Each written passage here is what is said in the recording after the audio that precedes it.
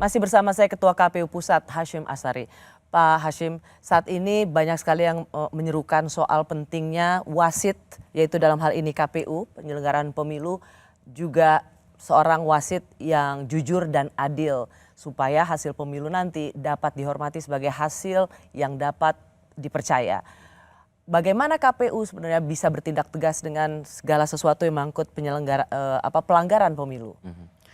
Jadi kalau urusan KPU sebagai penyelenggara pemilu, penyelenggara teknis kepemiluan, kalau ada tindakan yang dianggap atau diduga pelanggaran, ada lembaga lain yang punya kewenangan itu, buat penilaian dan kemudian memproses. Bawaslu misalnya? Ya, Bawaslu. Gitu.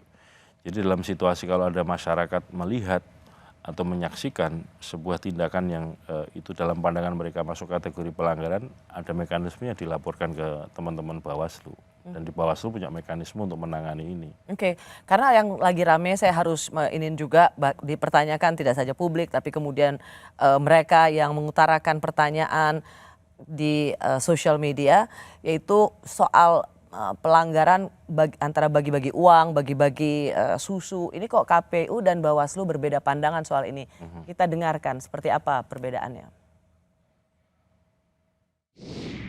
Silahkan setelah masa kampanye, tapi CFD tidak digunakan untuk kegiatan politik. Kami mengingatkan pada saat itu. Dan kalau ada temuan, silakan kami pasti akan koordinasi dengan, kami akan lakukan supervisi kepada teman-teman DKI. Ya, bentuknya karena ini mungkin saja ada masalah sehingga kami harus ingatkan yang bersangkutan, Mas Gibran misalnya, untuk tidak melakukan hal demikian. Itu dari Ketua Bawaslu yang mengatakan bahwa ini harus diingatkan. Tetapi dari Komisioner KPU Pak Idham Holik mengatakan kampanye pembagian makan siang dan susu gratis bukan merupakan pelanggaran selama bukan dalam bentuk uang. Jadi siapa yang harus didengar nih, KPU atau Bawaslu? Jadi kalau di peraturan KPU tentang kampanye itu ada fasilitasi yang disiapkan oleh peserta pemilu kepada pemilih ya. Dan ada nominalnya, besarnya. Bukan dalam arti memberikan uang ya, tapi besar yang dibagikan itu ada batasnya. 100.000. Jadi nilai yang dibagikan nggak boleh lebih dari itu. Tapi sekali lagi itu dalam rangkanya untuk sebagai sarana alat peraga kampanye.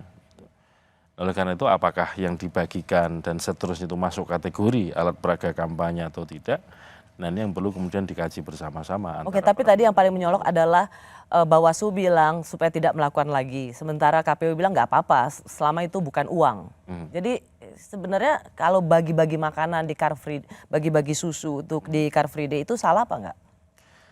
Sekali lagi ya, kalau ada ketentuan di peraturan KPU tentang kampanye itu, kalau itu dalam rangkanya untuk apa istilahnya ya, menyatakan istilah yang digunakan itu citra dirinya ya, itu sebagai sarana untuk kampanye, itu diperbolehkan. Tapi sekali lagi kalau memberikan sesuatu ada batasnya, batas nominalnya. Tapi Ketua, bukan uang loh yang diberikan. Anda nggak menjawab pertanyaan saya. Ya. Jadi sebenarnya supaya tidak diulang lagi, sebenarnya bagi-bagi susu di Car Free Day itu salah apa enggak?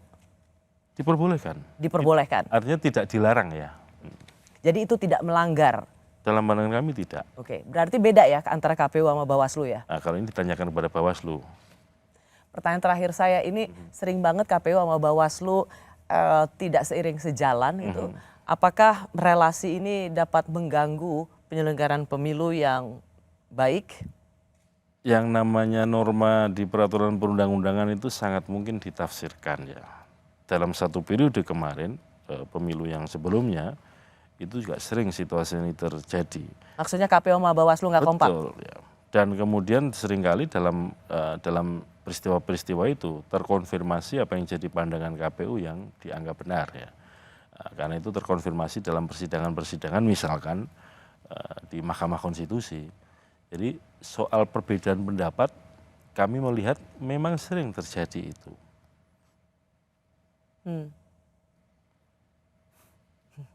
Karena masing-masing punya pandangan ya. Tapi kalau KPU sudah kalau misalnya punya pandangan dan kemudian itu dituangkan dalam kebijakan tertulis misalkan PKPU, itu juga ada ketentuannya di Undang-Undang Pemilu. Ya. Kenapa saya tanyakan ini Pak Ketua, karena sering saling melaporkan di DKPP. Nggak pernah KPU melaporkan. Ya, Bawaslu KPU melaporkan selalu terlapor. KPU di DKPP. Semoga relasi apapun yang terjadi antara KPU dan Bawaslu tidak mempengaruhi penyelenggaraan pemilu di 2024. Semoga saja. Baik pemilu nasional maupun untuk pilkada. Terima kasih Pak Hasyim Asyari sudah meluangkan waktu di Rosi. Terima kasih juga bagi Anda yang menyaksikan program Rosi. Kita ketemu lagi Kamis depan. Tetaplah di Kompas TV, independen, terpercaya.